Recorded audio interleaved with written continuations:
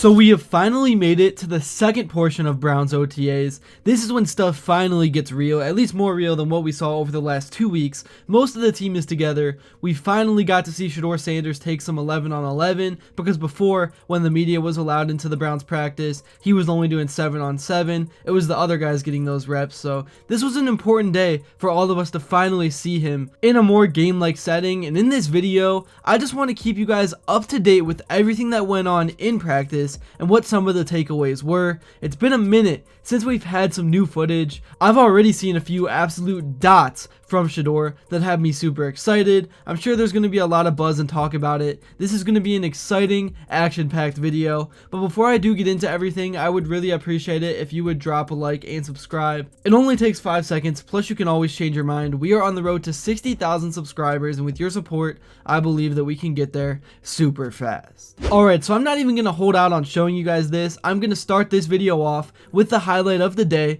Shedeur dropped back and threw an absolute bullet to number 89 Davis. He put it where only he could get it, in the perfect spot for the touchdown. I know it's still not pads, but that's not a huge deal for receivers versus the secondary. This was as good of a throw as it gets, and man, it really is feeling like Shedeur is about to not only make the team, but it feels like he's really gonna earn himself some in-game opportunities in 2025.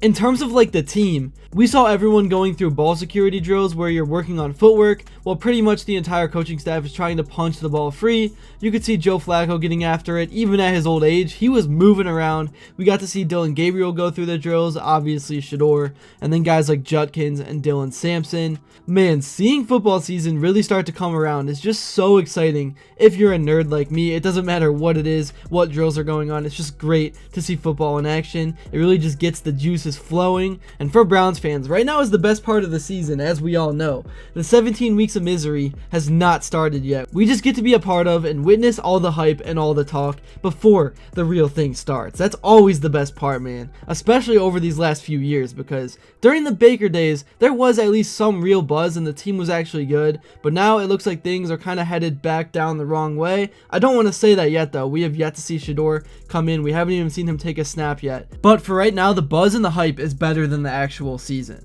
Anyway, sorry, I don't want to get off track. I was just rambling there. Before the Browns got into 7 on 7 and 11 on 11 today, we got to see all 4 quarterbacks out there just hitting the running backs on little out routes. This throw right here from Shedeur was to Dillon Sampson. One of the main things to point out, really from over the last few weeks in these practices, is how much all the QBs love to target Jerry Jeudy. He is the star of the show, he's the #1 guy, and I expect him to have an even bigger breakout season in 2025 from what he did last season. But in order for that to happen, we need a second guy to step up and take some of the attention and some of the pressure off him. A guy like Njoku, a guy like Harold Fannin, one of the more secondary wide receivers. Somebody's got to come through and have a big year. But yeah, Joe Flacco has also been out there throwing a ton of bombs and letting the ball loose. I've said it before, but you knew he was going to be the best quarterback on the field in these early practices because he's a proven QB with a lot of experience and nothing to lose. There's no nerves for him at all. He could just retire if he wanted to, but he's out there just slinging it. Again, I think the main highlight of the day though was that touchdown throw from Shedeur Sanders. I'm sure there will be a bunch of numbers and people will have things to say who were actually there watching this practice with their own eyes, so I'm sure I'll go over all that in a second video later today that is just about the quarterback room. But good day out there for Shedeur. It was a good day for Dillon Gabriel as well. I saw quite a few highlight throws from him.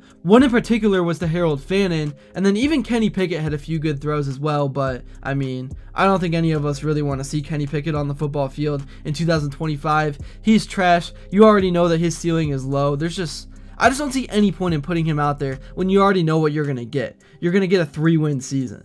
Sorry, maybe I should ease up the Kenny Pickett hate, but I think a lot of you are on the same track as me right now. So yeah, tons of good stuff going on right now. The Browns are making a lot of progress and are putting one foot in front of the other. They know they are in the spotlight with Shedeur Sanders in the quarterback room, and everyone knows the quarterback position has been the curse and the thing that has set this franchise back over the last 2 decades the most. Cleveland is desperate to find their guy at QB, and that is why everyone is eyeing this QB competition as closely as there are. Obviously, Shedeur is just a big brand and stuff, but really, the Browns just need to find an answer at quarterback. That is the reality of this situation. But at the end of the day, with this team, yes, there is competition, but everyone out there on the field that you saw in this video, they are all teammates. They all want to see each other succeed and improve. They want to build a winning culture and turn this thing around, because everyone knows the past and the track record of this team. Nobody wants to recreate the past. Everyone wants to move forward and just create a new environment. So nobody is against each other. Kenny Pickett already talked about how this quarterback room is super tight and they all like each other, but it certainly is fun to hear all this buzz this early into an off season. Anyways, moving on, a bunch of players took the podium following the day. Here is what the guys said. Alright, so we'll start off with Jim Schwartz, who was talking about turning this defense back around to what they were in 2023. Yeah, I think a couple things to go with are just things that end drives. Third down percentage had dropped from number 1 from the year before, and then takeaways. Both of those things obviously end drives. We're trying to get off the field with no points allowed, and those are the things that we're putting a big emphasis on this year. We emphasized them last year, but those are areas that we have to improve. Next up, we have a bunch of stuff about Joe Flacco in the quarterback room. Yeah, you can learn so much by just observing him, right? And just learning from the way he approaches each day, the way he is in meetings, the way he is on the field.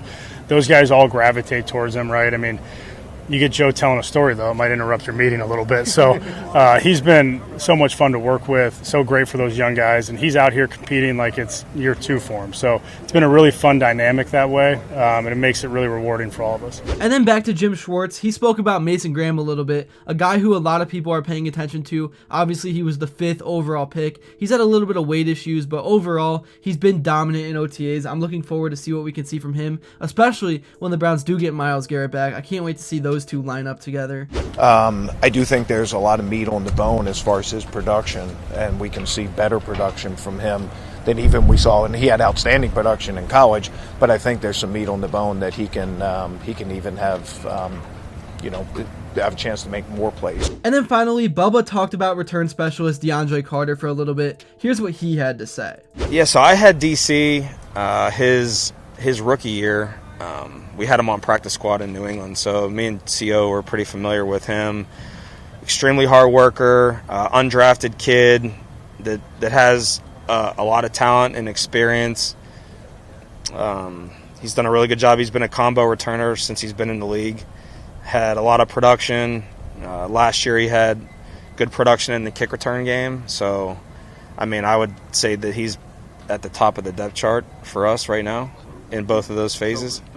So yeah, overall, great stuff today. I'm sure I'm going to have a second breakdown at some point about the quarterback battle. This was more of a team video and what overall just went down at OTAs today. It was a great day overall, very productive. Let me know what you thought and some of your observations, kind of what you're thinking about everything right now, how you're feeling about the Browns as a team as we start to get closer and closer to week 1. But yeah, that's all I got for this video. I know it was kind of all over the place. I apologize for that. It's hard to stay on track. I was just gathering footage, trying to show you guys as much as I could. But yeah, until next time, I will see you all later.